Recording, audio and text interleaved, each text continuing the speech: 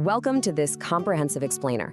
Look, if you've ever struggled with keeping a fern looking lush and vibrant, you are definitely in the right place. We're going to equip you with the exact knowledge you need to turn the sometimes finicky Ariane Boston Fern into an absolutely thriving centerpiece of your home. Today, we're breaking down the whole shebang, from basic requirements all the way up to expert-level propagation. Okay, let's just dive right into our roadmap. We'll be hitting 1. Meeting the Ariane fern. 2. The perfect environment. 3. Watering, soil, and feeding. 4. Pruning and propagation. 5. Troubleshooting. And finally, pro tips for success. Section 1. Meet the Ariane fern, a lush, pet-safe classic. To start off, let's get a little better acquainted with this specific cultivar. The Ariane is basically a beautifully compact, really graceful version of your classic Boston fern. And what's absolutely incredible about it is that it's not just stunning living decor, right? It's actually a highly functional addition to your space. For all you pet owners out there, this is a massive win. It is 100% non-toxic to cats and dogs.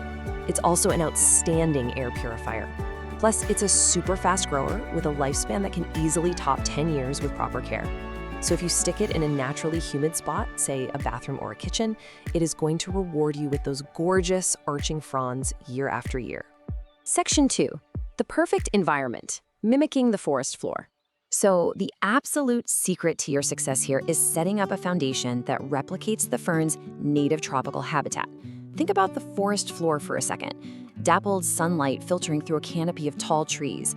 That's the exact gentle, indirect light you want to replicate. Placing your fern near an east-facing window for that soft morning sun, or maybe behind some sheer curtains, is absolutely perfect. But on the flip side, you want to avoid extremes. Direct, intense midday sun will literally scorch those delicate fronds, leaving them bleached and crispy.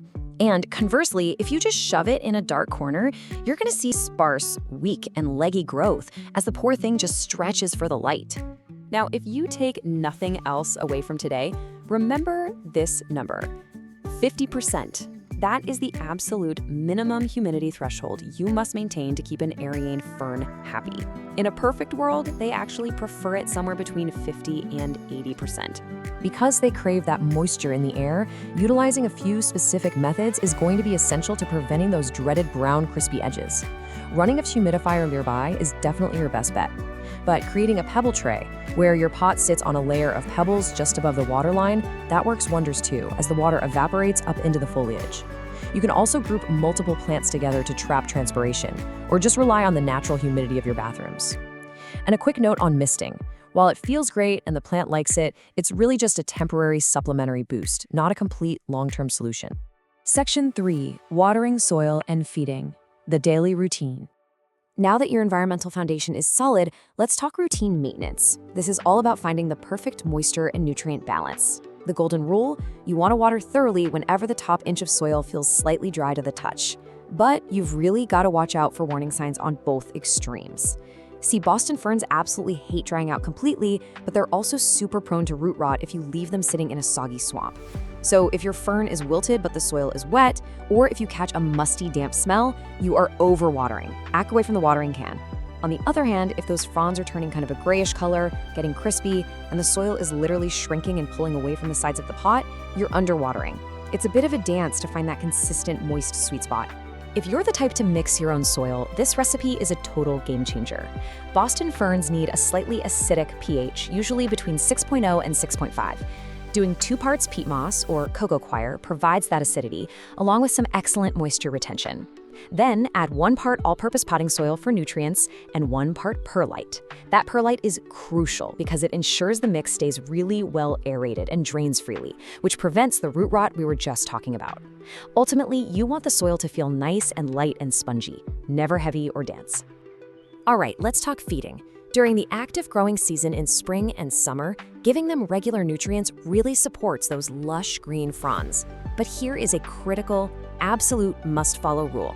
Always, always dilute your balanced liquid fertilizer to half strength. And make sure you actually water the plant first before feeding. If you apply full-strength fertilizer directly to dry soil, you run a huge risk of chemically burning those super sensitive roots. Section 4. Pruning and propagation. Growing your collection. As you graduate to expert-level care, don't be shy about pruning. Trimming off yellow or brown fronds right at the base naturally redirects the plant's energy into fresh, new growth.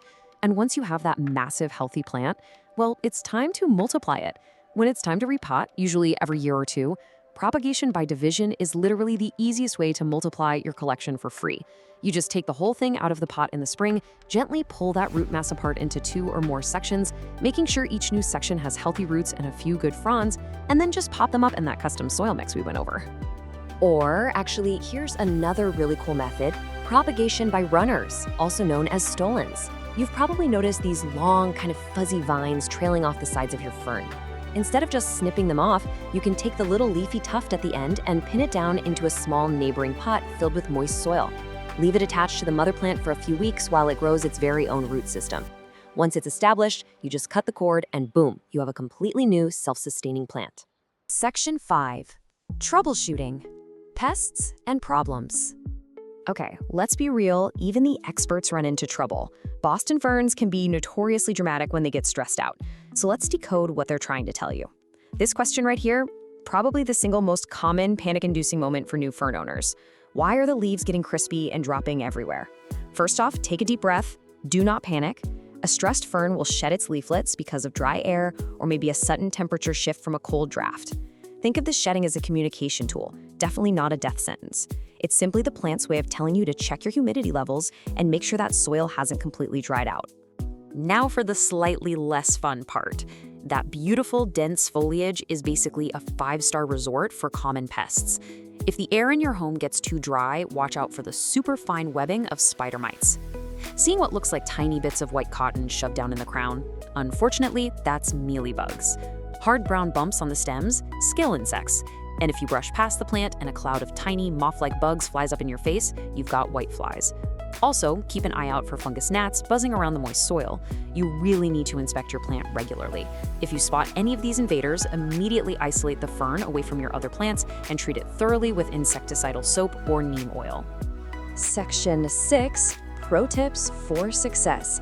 Elevating your care game. Let's wrap this up with a few rapid-fire advanced pro tips that will absolutely guarantee a stunning plant. First up, rotate your fern a quarter turn every single week. I know, it sounds almost too simple, but doing this regularly ensures that all sides of the plant receive even ambient light. It promotes this perfectly balanced, gorgeous 360-degree shape and keeps the plant from leaning awkwardly toward your window. Next tip, take your fern to the shower. Seriously, every month or two, a gentle rinse with lukewarm water is a massive game changer. It cleans the dust off those delicate fronds so the plant can actually photosynthesize efficiently, and it gives the fern a massive temporary boost in humidity that it will absolutely love. Okay, this one is huge. Pot choice matters. While unglazed terracotta pots look beautifully rustic, they are highly porous. They literally wick moisture right out of the soil, and for a moisture-loving fern, that dries them out way too fast. Do yourself a favor and stick to plastic or glazed ceramic pots to really lock that essential hydration in. And finally, water quality. If your tap water is hard or heavily treated with chemicals, just fill your watering can and let it sit out overnight. This gives those chemicals a chance to evaporate and dissipate into the air before they ever touch your soil. It protects your fern's sensitive root system from harsh mineral buildup. Of course, using filtered water or fresh rainwater is the absolute gold standard, but sitting your tap water out is a fantastic free hack. So there you have it. By simply understanding that you're just recreating the humid, dappled light of the native forest floor, you now have the exact blueprint to make your Ariane Boston Fern flourish for decades. The secret isn't some magical green thumb, it's just paying attention to the environment. Which really begs the question, if adjusting just a little bit of light and humidity can transform a finicky fern into an absolute jungle centerpiece, what other amazing native ecosystems are you capable of recreating right inside your own living room?